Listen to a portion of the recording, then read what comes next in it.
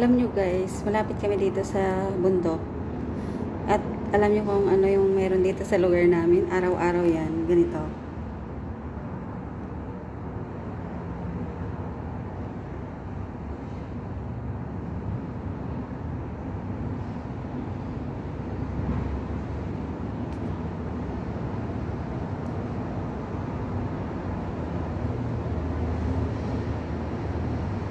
Lagi yan may mga ganyan. Ayan ngayon is, limang sasakyan yung magkasunod-sunod. Hindi ko na sasabihin kung ano. Basta lagi yan araw-araw. Lagi yan may pupuntang mga pulis, gano'n. Hindi sila nag-iingat. Ano sila eh. Mabilis yung pagpapatakbo nila. Siguro nag-stop yung isang car.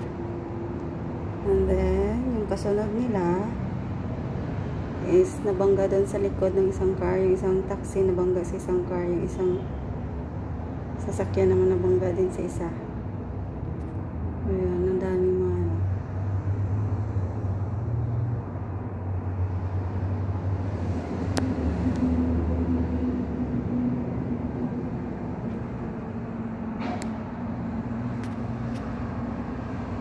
Ganda ng weather.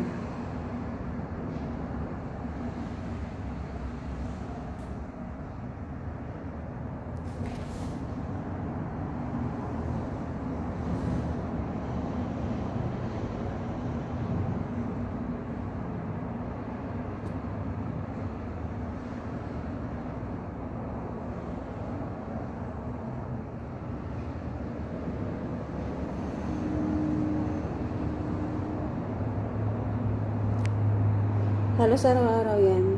Kung may maririnig ka na sirena ng ng mga lispo. Kasi marami.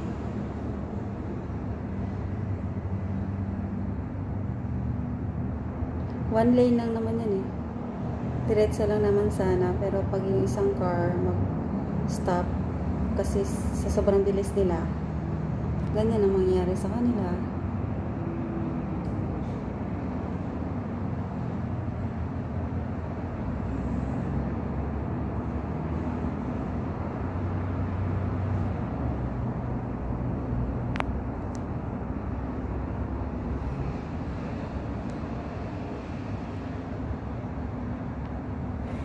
Dito kami sa napakataas na floor. Napakataas na floor. Yung building namin abot yata ng 25th floor, 25th floor. Tsaka ang ganda ng weather eh. Yan lang. And then merong magre-repair dyan.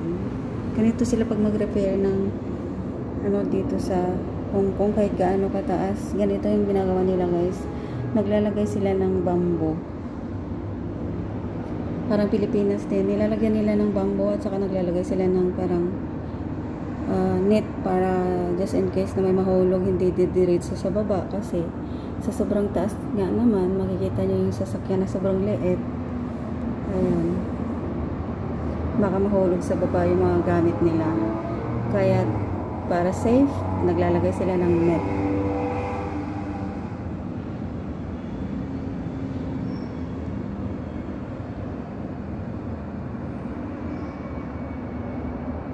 And thank you so much for watching guys. Bye!